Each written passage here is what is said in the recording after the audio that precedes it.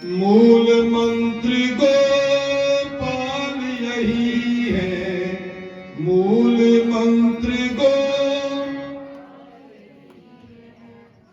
मूल मंत्र संतों का संदेश यही है, संतों हरि सुमरन है सार हमने देख लिया, प्रभु सुमरन है सार। ये जो 7 दिन हरि चरणों में आपने लगाए, यही जीवन का सार है, यही जीवन का सार है। बाकी सब संसार को आपने बड़ी गौर से देख ही लिया, देख रहे हो, नहीं माने तो देखते रहोगे, नहीं मानोगे तो देखते रहोगे, और फिर एक दिन जाकर हम लोगों को पछताना पड़ेगा। हम लोगों को जाकर के सोचना है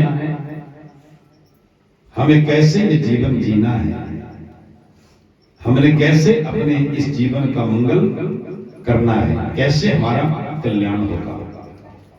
श्री सुखदेव जी महाराज परीक्षित जी को अंतिम उपदेश कर रहे हैं। क्या कहते हैं? सुखदेव जी कहते हैं, परीक्षित मैं आपको अब उस परम सत्य को ले जाना चाहता हूं। कौन सा सत्य? कुछ ही समय के बाद अब तक सर्प आने ही वाला है। अब मैं आपको परम सत्य का उद्बोध करा देता हूं। परीक्षित, जिस मृत्यु से इंसान डरता है, जिस मौत से इंसान डरता है, बड़े ध्यान से सुनिए। मैं 15 मिनट में संपूर्ण भागवत जी का सार 12 स्कंद में आपने क्या सुना, क्या नहीं सुना,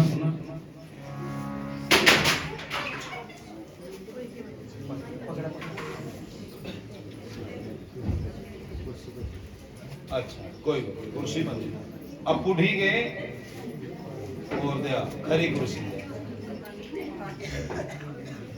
लकी और कुर्सी दिया खरी जी ने तो ही नहीं है भजन बनी था ज्यादा पहन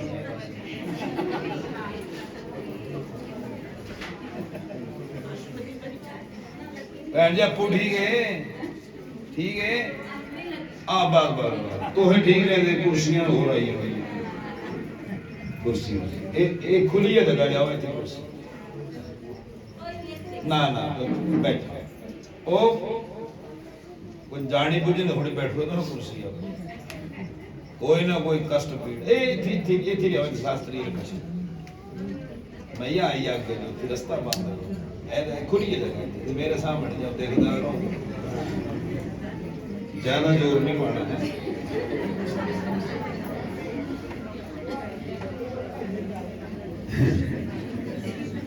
एक ही जगह भी भागवतारी कथा हो जाएगी पंडित जी सुनाए दो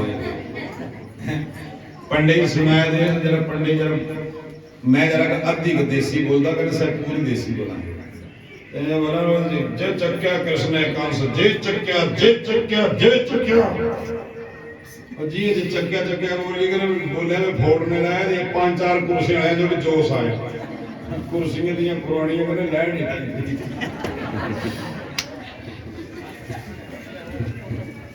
तड़ा तड़ हुई पंडित जी सुनावे स्टेजा पर आता कहने गति ने कुर्सी में ओ लोई दी बोला राधे राधे। सुखदेव जी महाराज कहते कि परीक्षित मनुष्य केवल जीवन में एक चीज से डरता है। बताओ आप कौन सी चीज से डरते हैं?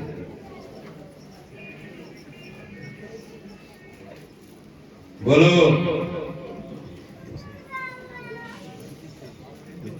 कौन सी चीज से डरते हैं हम जीवन में? केवल एक चीज से, मौत से। और उसी से डरते हैं जो बिल्कुल, जो परम सत्य है। तो जरा सोचिए, सच्चाई से हम कितने भागते हैं, सच्चाई से हम कितने डरते हैं। और शास्त्र यही कहता है, शास्त्र हम सबको इन कथाओं को सुना करके निडर बनाता है। आपको सत्य से भागने की जरूरत नहीं है। उस सत्य को सहर्ष स्वीकार करिए और अपने रास्ते को सुधारने का, साफ सुथरा बनाने का प्रयास करिए। सुखदेव जी कहते हैं कि जिस मौत से इंसान डरता है, याद रखना, मनुष्य अपने कर्म से ही अपनी मौत को अपने पास बुलाता है। मौत इंसान के पास आने से डरती है। इंसान के पास मौत कभी आती नहीं। हम और आप ही अपने कर्मों के माध्यम से अपनी मौत को अपने पास बुला लेते हैं। सुखदेव जी ने परीक्षित को उदाहरण दिया। जैसे परीक्षित ने पूछा कैसे? बोले जैसे स्वयं रावण जानकी को चुरा कर लंका ले गया। जिस जानकी को चुरा करके ले गया, वो जानकी रावण की क्या निकली? बोलो, मौत। क्या निकली? अगर रावण जानकी को चुरा करके लंका ना ले जाते तो हनुमान जी को, राम जी को सेना लेकर के सेतु का निर्माण क्यों करना पड़ता? जरा सोचिए। अगर राम लंका गए हैं तो किसने बुलाया? रावण ने स्वयं बुलाया। मैंने पिछले कल आपको कथा भी सुनाई। कृष्ण ने कंस को मारा। कितनी उम्र थी कृष्ण जी की? 11 साल 56 दिन। लेकिन 11 साल 56 दिन की उम्र तक मेरे कन्हैया कभी ननिहाल नहीं गए, कभी मामा के घर नहीं गए। आज गए, लेकिन आज गए तो अपनी मर्जी से नहीं गए। किसने बुलाया? बोलो, कंस ने बुलाया। और बुला करके क्या किया? अपने घर बुला करके उस कंस ने कृष्ण को मारने की चेष्टा की। और मैंने एक दिन आपको दृष्टांत दिया था कि भगवान ने जन्म के समय ही कहा था, ना काहू से दोस्ती, ना काहू से बैर, ना कोई मेरा मित्र, ना कोई मेरा दुश्मन। जिस भाव से, जिस नीत से मुझे कोई याद करेगा, या मेरी शरण में आएगा, या मुझे अपने घर बुलाएगा, बस उसकी नीत और उसके कर्म के अनुसार ही उसको फल की प्राप्ति होती। तो इसलिए कंस ने कृष्ण को बुलाया। कृष्ण कौन थे? राम कौन थे? भक्तों के भगवान और दुष्टों के काल। भक्तों के भगवान और दुष्टों के काल। तीसरा उदाहरण दिया। एक उदाहरण दिया राम रावण का, दूसरा दिया कंस और कृष्ण का, और तीसरा उदाहरण दे दिया परीक्षित के ऊपर। बोल, जिस सांप के पिंजरे को तुमने अपने अपमान का बदला चुकाने के लिए समीक ऋषि के गले में डाला था, वही सांपों का राजा आज तेरा काल बन के आ रहा है। बोल, किसने बुलाया है? बोल परीक्षित, बोल। अगर आज तक्षक सर्प आने वाला है, आपको डंक लगाने वाला है, आपका ये शरीर मिटने वाला है, बोल जिम्मेवार कौन है? तो परीक्षित ने हाथ जोड़ दिए। गुरुजी। कौन? बोलो बोलो। मुझे पता है आप नहीं बोलेंगे, आप भी तब बोलेंगे जैसे जब दुर्योधन ने बोला। हम और आप में बस यही एक सबसे बड़ी कमी है कि हम दुर्योधन का जीवन जीते हैं। किसी का उपदेश तो हमें अच्छा लगता है नहीं, ज्ञान की बात तो अच्छी लगती नहीं, शास्त्रार्थ तो अच्छा लगता है नहीं, है ना। नींद लगी रहती है। मैं देख रहा हूं कहीं झमकियां मार रहे, लेकिन चोरी ठगी चालाकी की होती है, और पड़ोसन आई होती, बहू बेटी की कथा सुना रही होती। ये भगवान की कथा है, जहां झमकी मारनी पड़ती है। लेकिन जब किसी बहू बेटी की कोई कथा सुनाता है तो झमकी, तो झमकी 4 दिन की सोए ना हो तो भी और और फिर आप सुनते हैं, लगी तो नींद जोर की थी, लेकिन फिर सोचा अभी अभी सुना है, ताजा ताजा समाचार है, 4 पड़ोसियों के भी लगाया हुआ आग।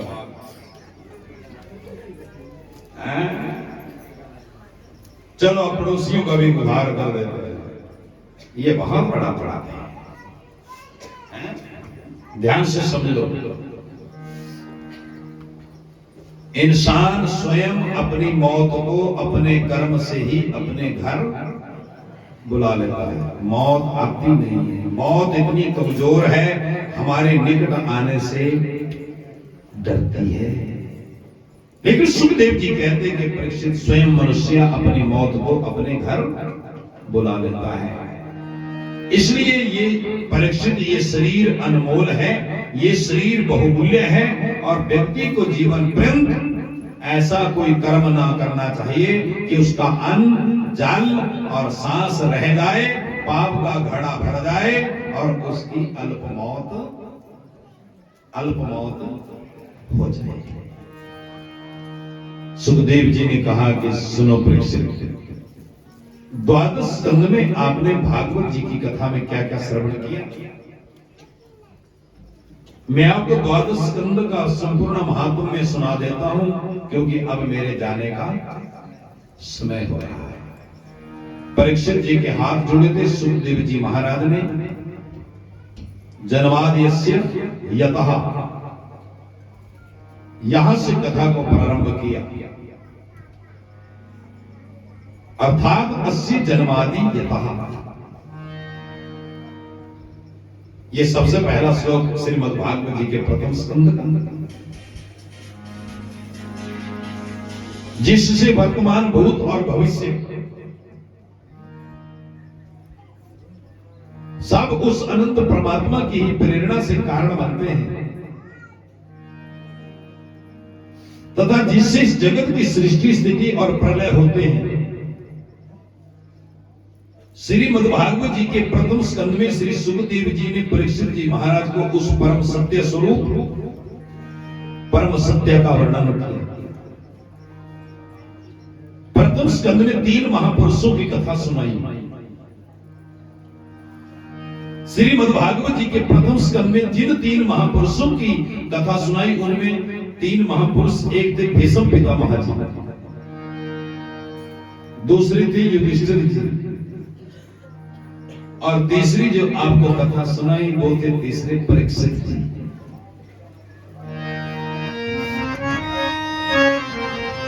भागवत जी के प्रथम स्कंद में 3 महापुरुषों का चरित्र है। एक है, बोलो हाँ जी, भीष्म पितामह का, दूसरा है युधिष्ठिर जी का, और तीसरा है परीक्षित जी महाराज का। और यहां पर 3 नारियों की भी कथा है। ये नहीं सोचना कि 3 पुरुषों की कथा है, 3 बराबर कथा चली है। जो 3 महारानियां हुई, उनमें एक का नाम था कुंती। क्या नाम था? जिसने सुख खाने के ऊपर दुख मांग लिया। विपदा संतु न शाश्वत तत्र तत्र जगत। एक कुंती का चरित्र हुआ, दूसरा द्रौपदी का हुआ, और तीसरा उत्तरा का। ये 3 महारानियां। ये जो सज्जनों श्रीमद् भागवत जी का प्रथम स्कंद है, प्रथम स्कंद जो है ये अधिकार लीला है।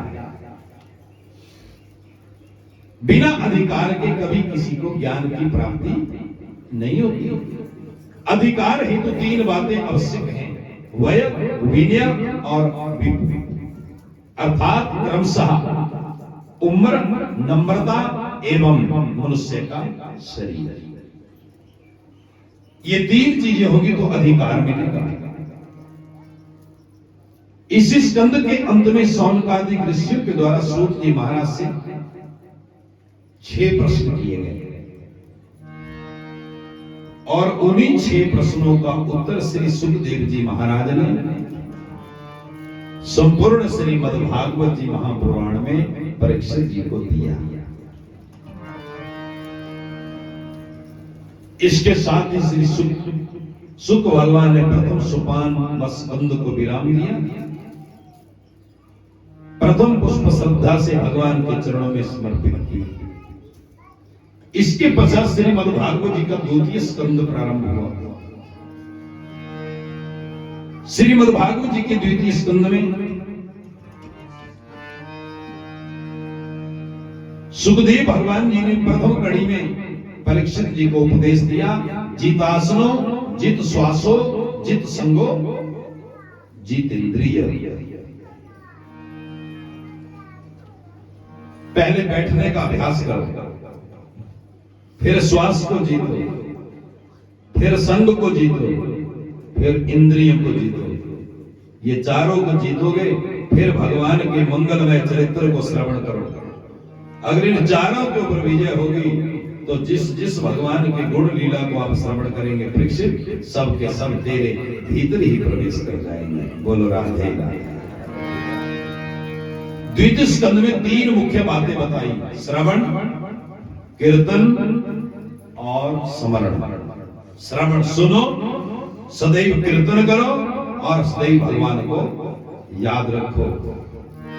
सच्चे मन से याद करो, भगवान भी मिल जाते हैं। सच्चे मन से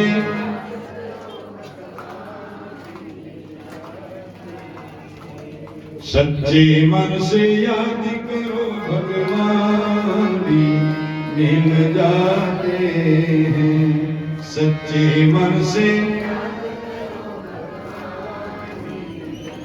मिल जाते हैं। श्रीमद् भागवत जी के तृतीय स्कंद में श्री सुखदेव जी ने भगवान के 24 अवतारों की कथा सुनाई। मनु, शत्रुपा, कश्यप, दिति, कर्दम और देवहूति का प्रसंग हुआ।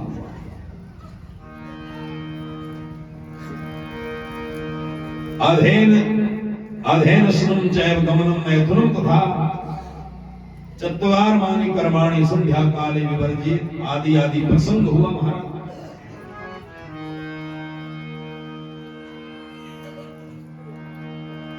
चतुर्थ स्कंद में जाकर के मनु जी महाराज के वंश की 3 कन्या देवहूति, आहुति और प्रसूति का वर्णन हुआ। धर्मार्थ काम मोक्षेषु मोक्षस्य प्राधान्यम्, ये विषय बताया गया। पंचम स्कंद में जाकर के मनु जी के 2 पुत्रों प्रियाव्रतो दानपादो शत्रुपापते, मनु जी के दोनों पुत्रों प्रियव्रत और उदानपाद, जिन दोनों के वंश में ध्रुव और उत्तम जैसे ध्रुव और भरत जैसे उच्च कोटि के पुत्र पैदा हुए, जिन दोनों ने ही अपने पिता के वंश को श्रेष्ठ किया, महान बनाया, पवित्र किया। ये श्रीमद् भागवत जी के पंचम स्कंद में जाकर के एक बात बताई, नैनम छदन्ति शस्त्राणि नैनम दहति पावका न चैनम कृतं तापो न शुष्यति मारु मारु। श्रीमद् भागवत जी के 6ठ स्कंद में जाकर के इसमें पोषण लीला का वर्णन है, इसमें अजामिल का प्रसंग है।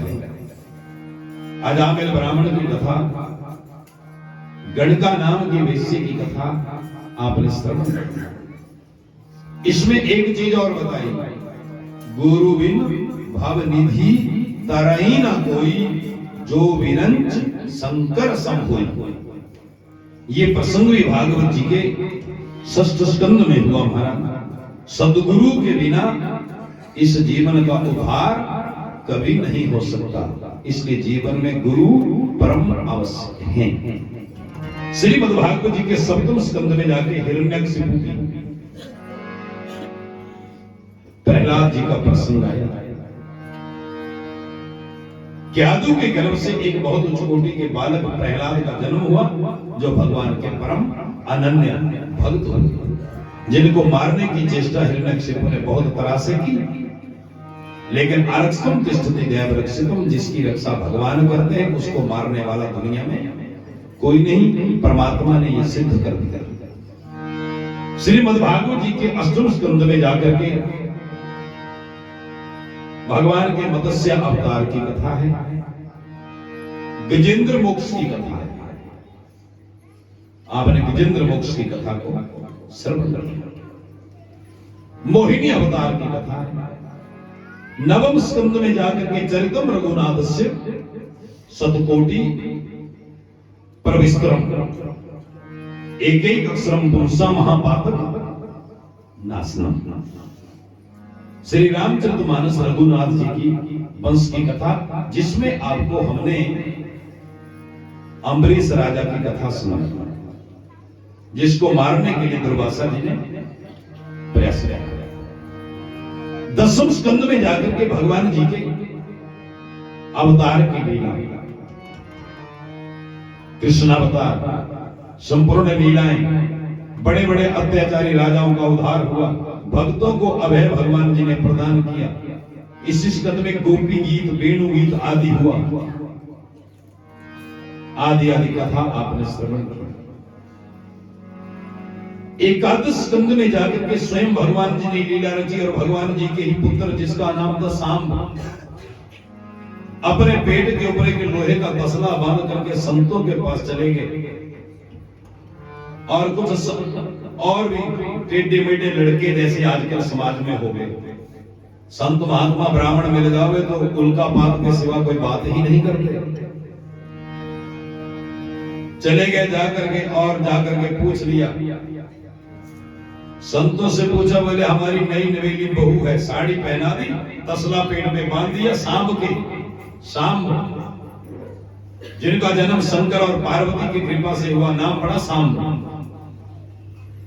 अंबा सहित शंकर।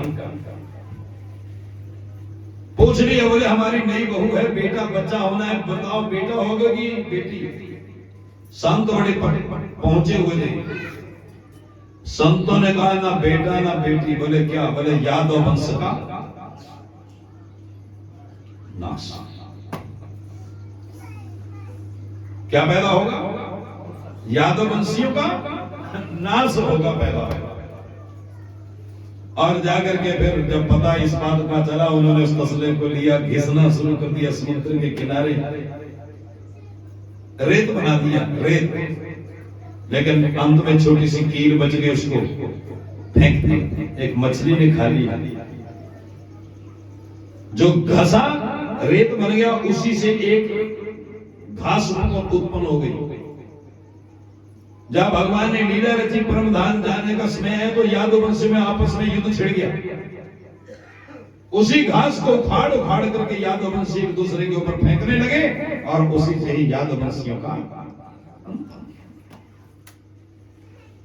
यादव वंशियों की समाप्ति हो गई। भगवान के परम धाम जाने का समय आया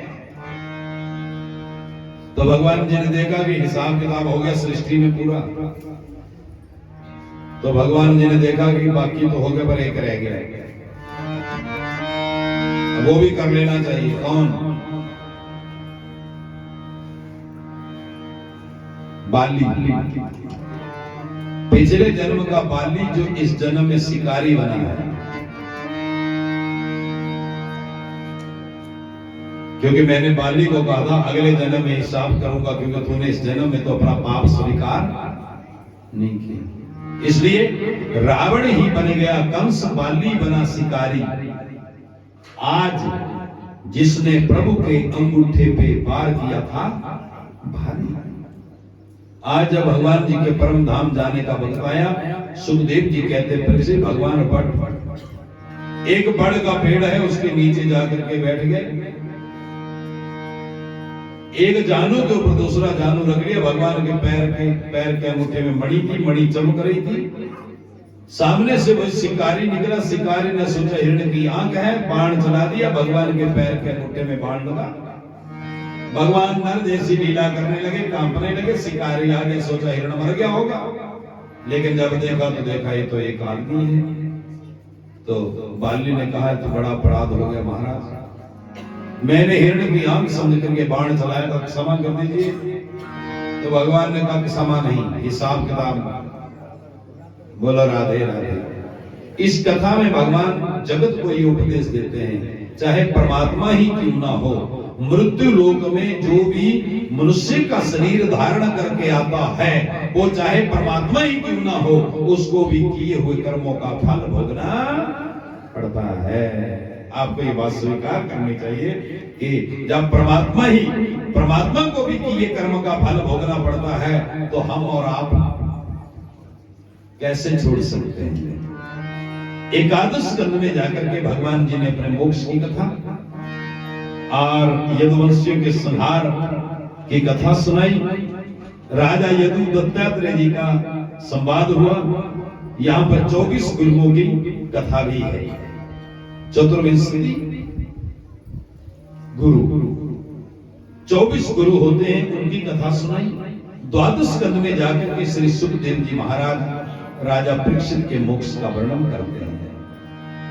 श्री सुखदेव जी ने कहा कि परीक्षित, अब मेरे जाने का समय हो रहा है। परीक्षित ने पूछा, आप कहां जा रहे हैं? सुखदेव जी ने उत्तर दिया, इस बात का पता मुझे भी नहीं कि मैं कहां जा रहा हूं। बोले तो ये बताओ क्यों जा रहे हैं? बोले ये इस प्रश्न का उत्तर है। बोले बताओ क्यों जा रहे हैं? मैं इसलिए जा रहा हूं क्योंकि अब तक्षक सर्प आने ही वाला है। तो परीक्षित ने पूछा, ये तक्षक कौन है? सुखदेव जी ने कहा, क्यों तुझे याद नहीं है? क्यों तुझे याद नहीं है? बोले ना, क्यों? 7 दिन पहले तुम शिकार करने जंगल में गए थे, याद है? बोले ना।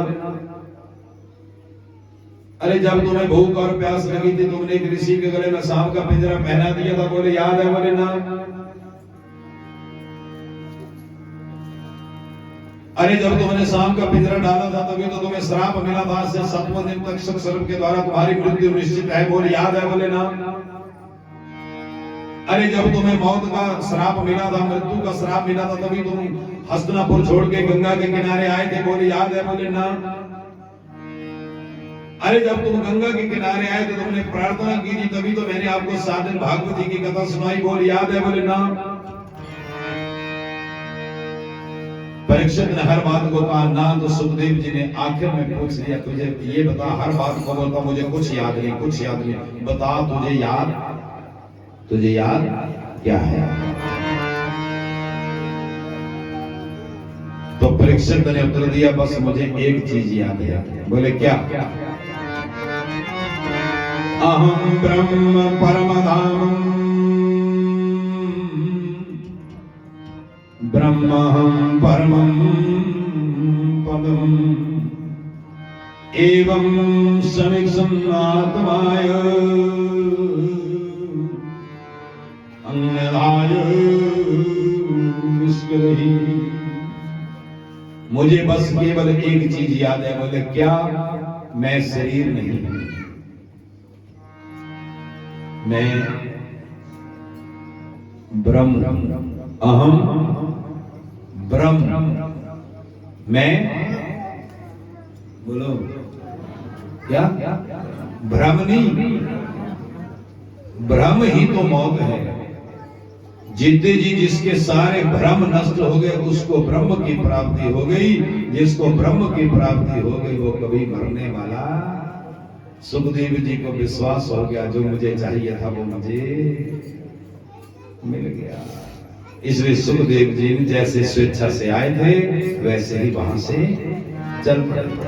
श्री कृष्ण गोविंद हरे मुरारी, हे नाथ श्री कृष्ण गोविंद हरे मुरारी, हे नाथ नारायण वासुदेव। कृष्ण गोविंद हरे मुरारी, हे नाथ नारायण वासुदेव। कृष्ण गोविंद हरे मुरारी, हे नाथ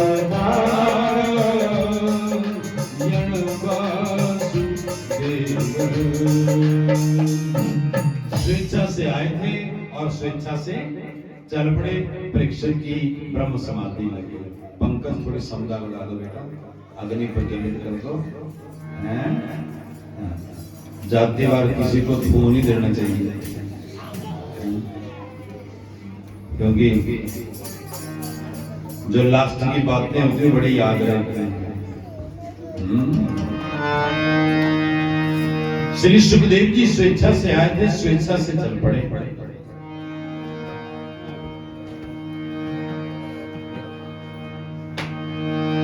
परीक्षित की ब्रह्म समाधि लगी थोड़ी ही देर में।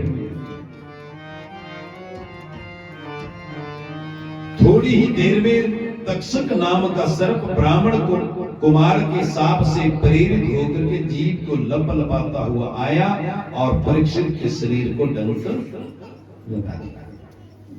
जैसे डंक लगाया, परीक्षित का शरीर धू धू धू धू करता हुआ जल गया, राख हो गया। लेकिन परीक्षित की आत्मा पृथक आत्मा नहीं, परीक्षित की आत्मा डंक लगाने से पहले ही जुदा हो गई थी और वो आत्मा परमात्मा के चरणों में प्राप्त हो चुकी थी।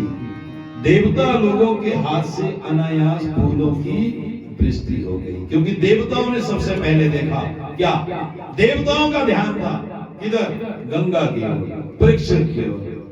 क्योंकि 7 दिन पहले यही देवता कथा सुनने आए थे।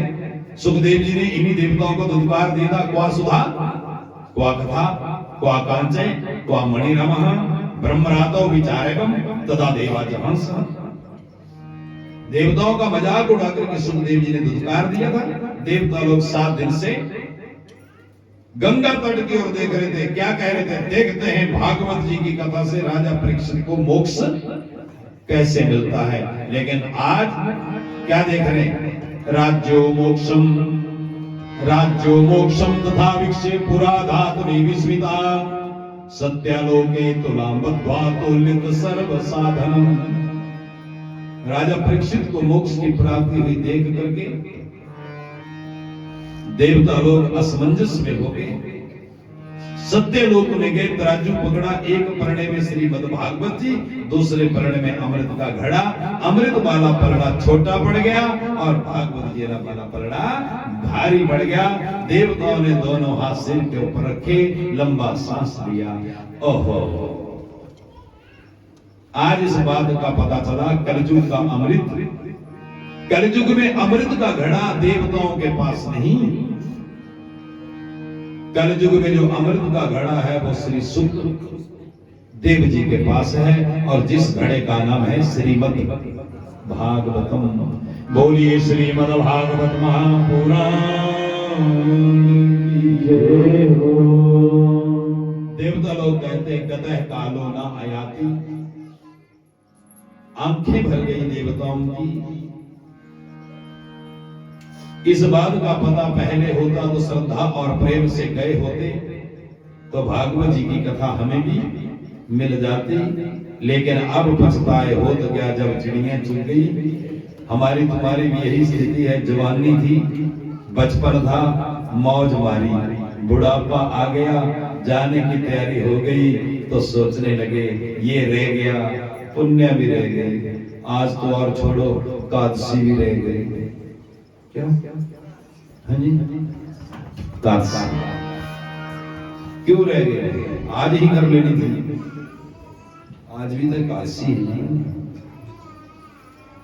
हमारी गलतियों से सब कुछ रहता है, क्योंकि हम संसार और परिवार को पालने पोसने में लगे रहते हैं और अपना ध्यान रखते नहीं। आपसे बस एक ही प्रार्थना है, देवता ना बने, अपना ध्यान रखें, शांति रखें, धर्म का पालन रखें। किसी भी वस्तु का जो आ रहा है आने दो, लेकिन हम लोगों को किसी भी चीज का, किसी भी वस्तु का व्यर्थ में अभिमान नहीं होना चाहिए। व्यर्थ का अभिमान मत करना। ना कर मंगरा दातो मान, ना कर रूप दातो मान, ना कर धन दातो मान। बाजी हार जावेगा। ऐसा सदगुरु लब ले प्यारे, जो भव सागर पार उतारे। ये सब तेरे काम आवना, बाजी हार जाएगा, जीवन हार जाएंगे। इसलिए परीक्षित बनो। परीक्षित का भाव, जो परीक्षित को फल मिला वही कथा का फल आप सबको मिले। सब चौकड़ी लगाओ। अंतिम श्लोक भागवत जी का कह के आपको भागवत जी का संपूर्ण पुण्य दान कर देता है। बड़ी श्रद्धा प्रेम और भक्ति भाव से भागवत जी का अंतिम श्लोक श्रद्धा पूर्वक उच्चारण करें। जो बैठ सकते वो नीचे बैठे, नो नहीं बैठ सकते कोई दिक्कत नहीं, अपना देह साफ करना और आंख बंद करनी। आंख बंद करके बड़े प्रेम श्रद्धा पूर्वक से एक एक शब्द मेरे पीछे पीछे भागवत जी का सब उच्चारण करें।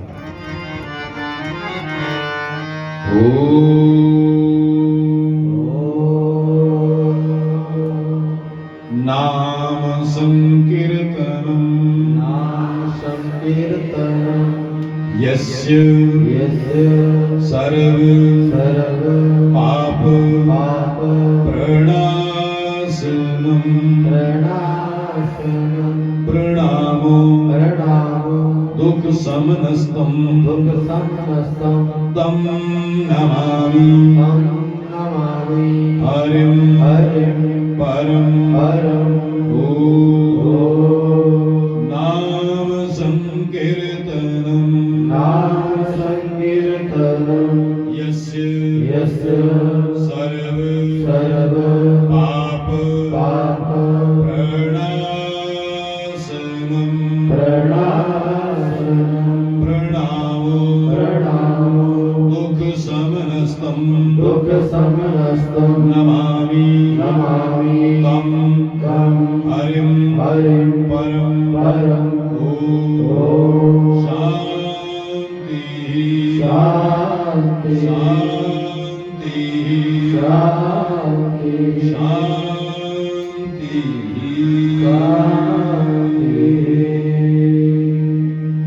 त्वदीयं वस्तु गोविंद तुभ्यमेव स्मर्पे तेन त्वं कम्मे रतिं मे यत् शाश्वतम्। बड़े प्रेम से बोलो ओम हरये नमः, ओम हरये नमः, ओम हरये नमः।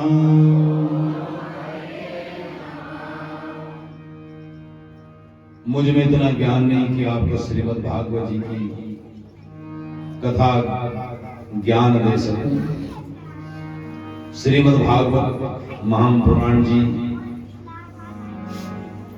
एक बहुत बड़ा समुद्र है। हम तो एक नदी नाला नहीं लांग सकते, समुद्र कैसे लांगे। इसलिए ये जो 7 दिन तक हुआ, इस सबको मैं अपने परम पिता परमात्मा और अपने सदगुरु देव जी का ही पूर्ण आशीर्वाद समझकर भगवान और सदगुरु देव के चरणों में बहुत बहुत वंदन और प्रणाम करता हूं। इतने बड़े समुद्र में मैंने कल कागज की कश्ती में बैठने की कोशिश की। मैंने सोचा था कागज घुल जाएगा, गल जाएगा, सड़ जाएगा और मैं डूब जाऊंगा। लेकिन हमारे गोविंद जी ने, गुरुदेव जी ने बहुत बहुत कृपा की, जिन्होंने कागज की कश्ती में बैठे हुए इस मूर्ख को भी किनारे लगा दिया। आपको बहुत बहुत वंदन, बहुत बहुत प्रणाम।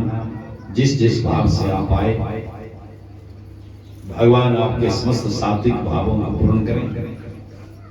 हमारे श्रद्धेय यजमान जी डॉक्टर जी श्री अशोक जी, उनके धर्मपत्नी, बेटा बहू, दोहत्र पौत्र, उनकी बेटी, इनका सारा परिवार, हमारे श्रद्धेय जिनके ऊपर इनके बड़े भाई जी, हमारे श्रद्धेय प्राचार्य महोदय जी का बहुत बहुत आशीर्वाद, जिनके बाकी सब परिवार, भाई भ्रातृ, इनके बेटे, अपना सारा परिवार जो मन चित कर्म वचन से हर वर्ष इस नैमिषारण्य तीर्थ आनंद घाट के ऊपर अनेक प्रकार के पुराणों की कथा की व्यवस्था करते हैं। मन चित कर्म वचन से श्रद्धा पूर्वक, अभिमान रहित होकर बहुत सरल भाव से मैं भगवान से बस एक ही कामना करूंगा, सर्वे संतु निरामया। भगवान इस परिवार को बहुत बहुत सुख सौभाग्य प्रदान करें, दीर्घायु करे, वंश वृद्धि हो, कुल की वृद्धि हो, आत्म वृद्धि हो, धन की वृद्धि हो, जैसी जैसी आवश्यकता पड़े इस वंश के ऊपर मेरे ठाकुर बहुत बहुत कृपा रखना, बहुत कृपा करना, सबको सरल जीवन जीने का सौभाग्य देना, सन्मार्ग के ऊपर चलने की शक्ति और भक्ति देना। सदैव ये समस्त परिवार भगवत चरणों में लगा है। आप सबको भी, जो हमारे यजमान जी का ही परिवार है, आपको मेरा बहुत बहुत वंदन। आपको भी भगवान सर्व प्रकार का आपकी समस्त सात्विक भावनाओं को पूर्ण करें। आपको भी बहुत बहुत इस भागवत जी की कथा का पुण्य हमारे ऊपर यहाँ बड़ी कृपा होती है। बहुत सारे संत लोग, बहुत सारे विद्वान लोग, इस कथा में बहुत सारे बुजुर्ग लोग हमारे पधारते हैं, जिनका शरीर काम भी नहीं करता, बहुत दूर दूर से चल के पहुंच जाते हैं। सबकी कृपा मिलती है और संत समागम हरि कथा हो जाती है। हमें भी बहुत चेष्टा होती है। एक बुजुर्ग हर साल यहाँ आते थे, इस बार कथा में नहीं आए। कल मैंने उनको ब्यौरा भेज दिया। मैंने किसी से पूछा, क्योंकि 2 साल कोरोना की महामारी पड़ी, तो मैंने सोचा कहीं पता नहीं भगवान जी की इच्छा ना, तो हमें पता चला वो ठीक हैं। हमने आज संदेश भेज दिया कल के, उनको कहना कि अगर हो सके तो मिल जाना। आज सुबह ही बेचारे सुबह बड़ी देर बैठे रहे और बहुत देर हमारा आपस में मिलन हुआ। तो यहाँ पर आकर के ये संत समागम बहुत सारा हम लोगों को मिलता है। मैं सबको बहुत बहुत प्रणाम करता हूँ। हमारे ऊपर बड़ी कृपा है। हमारे देखिए, जब भी हम इस इलाके में कथा में आते हैं, हमें बहुत आनंद मिलता है। आनंद इसलिए मिलता है क्योंकि यहाँ पर हमारे श्रद्धेय गुरु जी महाराज हैं, श्री शास्त्री जी, जिनकी बड़ी कृपा रहती है और अपना सारा काम छोड़ के, इतना काम है इस वक्त, कुछ यजमान का काम है, कुछ घर में। एक दिन में घर में गया तो लाइन लगी हुई।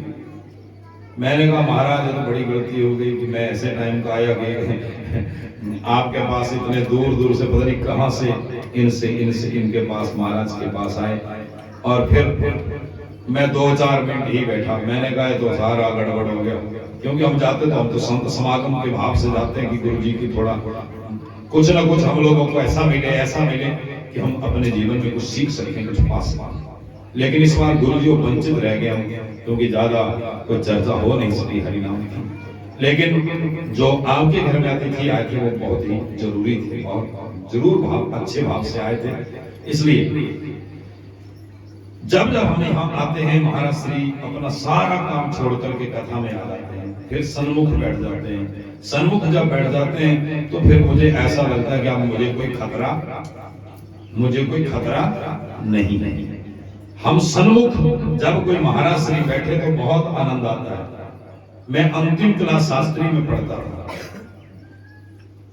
और जो निरीक्षक पेपर लेने के लिए आए थे, हम 5 ही स्टूडेंट होते थे शास्त्री के फाइनल में। हमारे शास्त्री जी भी हमारे साथ ही होते थे, ये हमारे बड़े भाई साहब पीताम्बर, हम एक साथ शास्त्री, तो ये भी साथ में होते थे। और संस्कृत महाविद्यालय डोगरी से चले गए स्टूडेंट, और मेरी टांग में शीशा लग गया और मेरे चोट लग गई, टांग में टांके लग गए, घुटने में। 4 दिन बाद पेपर, और हमारे विद्यालय का जो रिजल्ट था 100% आता था। तो निरीक्षक साहब ने क्या किया कि ऐसे 5 कुर्सियां लगा ली और सामने बैठ गए। मुझे हंसी छूटी। जब मुझे हंसी छूटी तो उन्होंने कह दिया मैं आपकी हंसी को जानता हूं। हकीकत बता, मैं आपकी हंसी को जानता हूं। मैंने कहा गुरुजी क्या जानते आप? कहते मुझे पता है कि आप हिमाचल प्रदेश में यूनिवर्सिटी में टॉपर आने वाले हैं, आपका पहला स्थान आने वाला है। पर मुझे पता है कि आपके विद्यालय में हर साल थोक में नकल होती है। मैंने स्पेशल अपनी एग्जामिनेशन में ड्यूटी इसलिए लगवाई है, इस बार देखता हूं कि आप जिस मंजिल पे जा रहे हैं उस मंजिल को प्राप्त करेंगे या ना करेंगे। मैंने कहा गुरुदेव ऐसे तो शायद मंजिल मिलती या ना मिलती, मुझे मंजिल मिलती या ना मिलती, पर अब जरूर मिलेगी। कहते कैसे? तू तो पढ़ा ही नहीं 4 दिन से, पर्ची का इंतजार करेगा। मैंने कहा आपके प्यार की सुगंध में मैं पानी भी पीऊंगा, किसी चपरासी को भी मत बुलाना, और आपको भी सुगंध की आप 3 घंटे यहां इस मेज के ऊपर से उठ के मत जाना। फिर दूध का दूध, पानी का पानी हो जाएगा। बोले तू शर्त रख रहा? मैंने कहा मैं शर्त रख रहा हूं। बोले ये क्या बात? मैंने कहा इस कंपटीशन जैसा आनंद कभी जिंदगी में आने वाला नहीं। जब महापुरुष, विद्वान लोग, गुरुजन लोग और परीक्षक और निरीक्षक सामने बैठ जाते हैं तो काम वही कर जाते हैं। हमें तो काम करने की, शिष्य को तो काम करने की जरूरत नहीं होती। महाराज पूरे के पूरे पेपर वो उठे नहीं, और लास्ट में जब रिजल्ट आया तो गुरु जी का बेटा फिर फर्स्ट। फिर हमें मिले, बड़े दिनों के बाद मिले गुरु जी, सुप्रिटेंडेंट साहब। मैंने प्रणाम किया, नदौड़ के बस अड्डे के ऊपर मिले।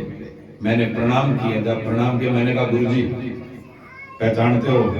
हृदय से लगा लिया। पुत्र हमें आप जैसे बच्चों की आवश्यकता है,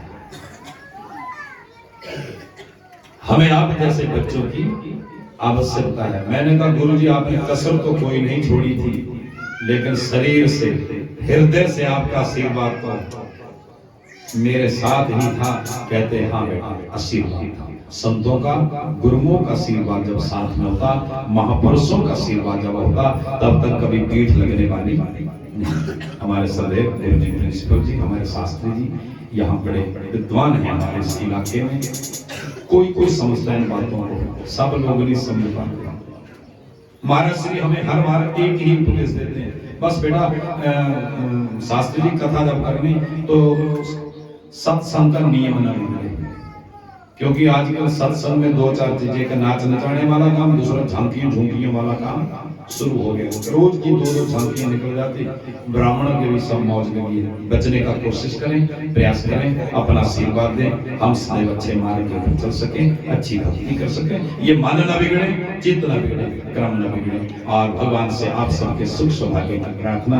सब बुजुर्गों के गुरु जी आप सबको बहुत बहुत नमन, बहुत बहुत मेरा प्रणाम। पुनर्भव दर्शन, एक इच्छा लेके आप सब राजी रहें, खुशी रहें, निरोग रहें। और जुलाई, अगस्त में 14 से लेकर 20 तक कथा है, 13 से लेकर 21 तक कथा है श्री शिव महापुराण की नंगला माता में। हमारे श्रद्धेय गुरु जी श्री श्याम बिहारी जी महाराज यही होते थे, यही रहते थे, यही आशीर्वाद देते थे। और मुझे तो आज भी ऐसा लगता है, आज भी वो यही है। मेरा बड़ा भाव उनसे जुड़ा था, जुड़ा रहेगा, आज भी जुड़ा है। मेरी तरफ से वो कभी गए नहीं, क्योंकि संतों का शरीर बदलता है, बाकी सब कुछ संतों का यही रह जाता है। इसलिए आप शिव शंकर जी की कथा वहां आए, और जिनको समय हो फुर्सत निकालें। 1 दिन 2 दिन, रक्षाबंधन वाले दिन ही शाम के वक्त हम पहुंचेंगे, और उसने से कथा 20 तारीख तक होगी। उसके बाद महाराज श्री की भी इस बार रामचरितमानस जी की कथा है चनौता में, तो भगवान शंकर जी के चरणों में। तो महाराज श्री जी के नवरात्रों में मुझे लगता है गुरु जी अष्टमी या नवमी के दिन हम आएंगे आपके।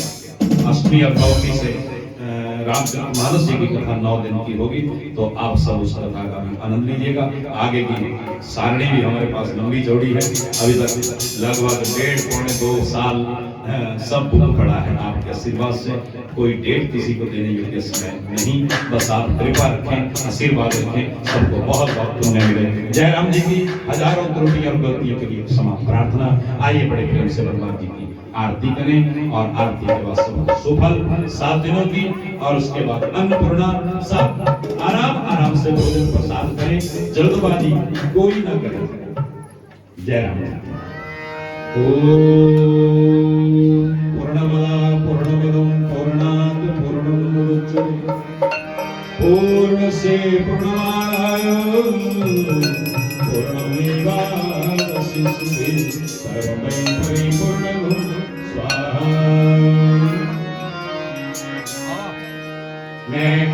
आरती तेरी गाऊं के सब आरती तेरी गाऊं के सब आरती तेरी गाऊं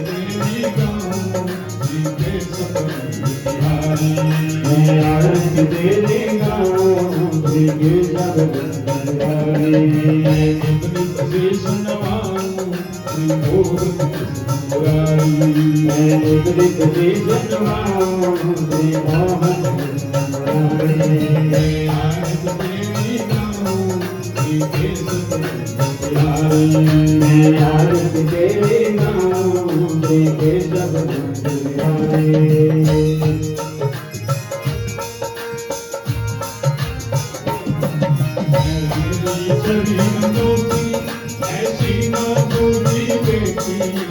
तेरी छवि अनोखी ऐसी ना दूजी देखी तेरी छवि अनोखी ऐसी ना दूजी देखी तेरी छवि अनोखी ऐसी ना दूजी देखी और सादा सुंदर कोई वो मोर मुकुट भारी तुम जाना सुंदर कोई वो मोर मुकुट भारी आरती तेरी गाऊं के सब आरती तेरी गाऊं के सब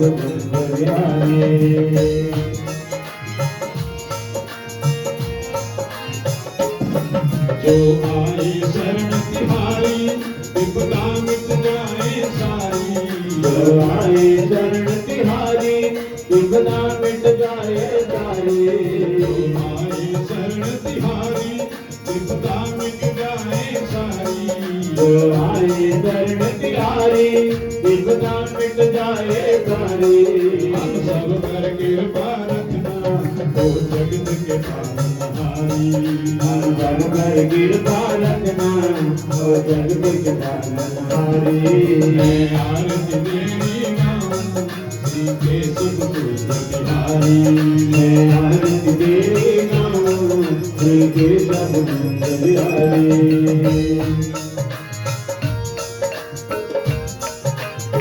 राधा संग प्रीत लगाई और प्रीत की रीत चलाई राधा संग प्रीत लगाई और प्रीत की रीत चलाई राधा संग प्रीत लगाई और प्रीत की रीत चलाई राधा संग प्रीत लगाई और प्रीत की रीत चलाई राधा रानी की प्रीति तेरा तेरा सहारी राधा रानी के बेटे तेरा तेरा सहारी राधा रानी के प्रेमी तेरा तेरा सहारी राधा रानी के बेटे तेरा तेरा सहारी आरती तेरी गाऊं के सब बिहारी आरती तेरी गाऊं के सब बिहारी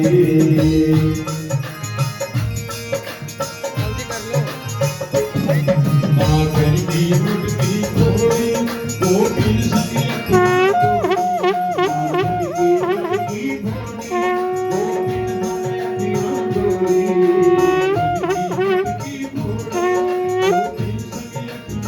आनंद की मटकी थोड़ी गोविंद संग अखियां जोड़ी नट खट रसिया तुझ पे गाऊं मैं तो बलिहारी नट खट रसिया तुझ पे गाऊं मैं तो बलिहारी नट खट रसिया तुझ पे गाऊं मैं तो बलिहारी नट खट रसिया तुझ पे गाऊं मैं तो बलिहारी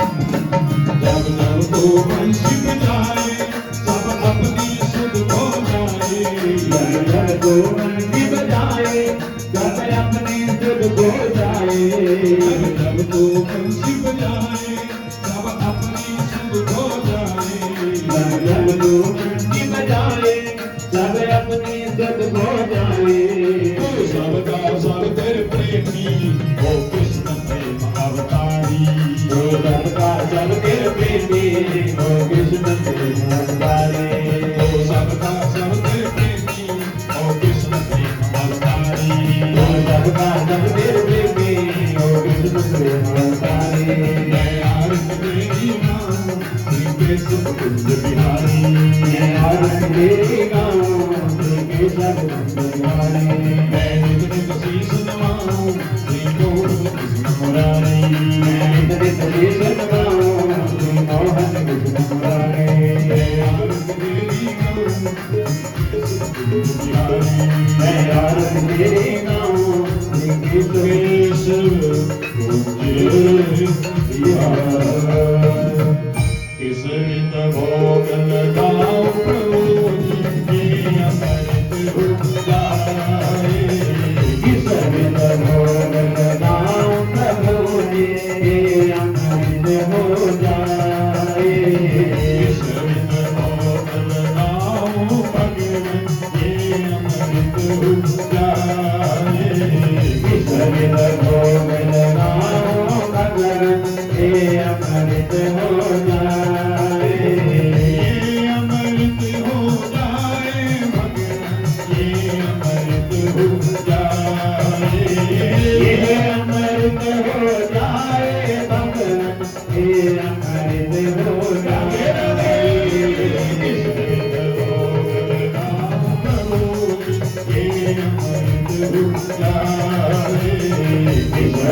भोग लगाऊं प्रभु ये अमृत हो जाए तेरी वस्तु तेरे आगे तेरी वस्तु तेरे आगे हम दीनन का कछु नहीं लागे हम दीनन का कछु नहीं लागे प्रेम सहित गुण खायो हरि ये अमृत हो जाए प्रेम सहित गुण खायो प्रभु ये अमृत हो जाए किस विध भोग लगाऊं हरि ये अमृत हो जाए किस विध भोग लगाऊं हरि ये अमृत हो जाए किस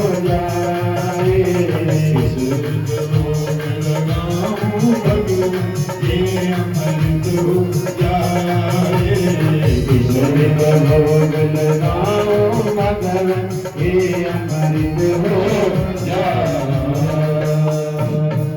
उस भी का भलाई करो कामना उस भी का भलाई करो कामना उस भी का भलाई करो कामना उस भी का भलाई करो कामना नहीं होने न पाए कोई भावना नहीं होने न पाए कोई भावना लेना देना नहीं है खुद तकरार में लेना देना नहीं है खुद तकरार में यार के ही सदा फूल खिलाते रहो यार के ही सदा फूल खिलाते रहो जीवन संगीत है स्वर सजाते रहो जीवन संगीत है स्वर सजाते रहो गुनगुनाते रहो गुनगुनाते रहो गुनगुनाते रहो मुस्कुराते रहो गुनगुनाते रहो मुस्कुराते रहो गुनगुनाते रहो मुस्कुराते रहो गुनगुनाते रहो मुस्कुराते रहो सभी का भलाई करो कामना सभी का भलाई करो कामना सभी का भलाई करो कामना सभी का भलाई करो कामना सर्वे भवन्तु सुखिनः सर्वे सन्तु निरामयाः सर्वे भद्राणि पश्यन्तु मा कश्चित् दुःखभाग् भवेत् सुखी वसे संसार सब दुखिया रहे न कोई ये अभिलाषा हम सबकी प्रभु जी पूर्ण विद्या बुद्धि तेजवन सबके भीतर होए दूध पूत धन धान्य से वंचित रहे ना कोई। हाथ जोड़ विनती करो सुनिए कृपा निधान, हाथ जोड़ विनती करो सुनिए कृपा निधान। साधु संगत सुख दीजिए, दया नम्रता दया नम्रता। सामुद सुगंधित सुमन सुमन सुभगति सुधा, पुष्पांजलि अर्पण करो, देव करो स्वीकार, देवी करो स्वीकार, महादेव करो स्वीकार, सद्गुरु करो स्वीकार। श्री सच्चिदानंद भगवान की जय, श्रीमद्भागवत महापुराण की जय, सद्गुरुदेव भगवान की जय, सब संतन की जय, सब भक्तन की जय, सनातन धर्म की जय, गौ माता की जय, भारत माता की जय, आज के आनंद की जय, हरे हर हर हर महादेव, जय जय श्री राधे। जय श्री राधे। सभी माताओं बहनों से विनती रहेगी, कृपया करके अपने अपने स्थान पर बैठ जाएं। सभी से विनती रहेगी, अपने अपने स्थान पर बैठ जाएं और एक लाइन बना करके ही सुख लेने के लिए आए। सबसे पहले पुरुषों को माथा टेकने दें। जय श्री राधे। जय जय श्री राधा रमण, जय जय नवल किशोर, जय गोपी चित चोर प्रभु,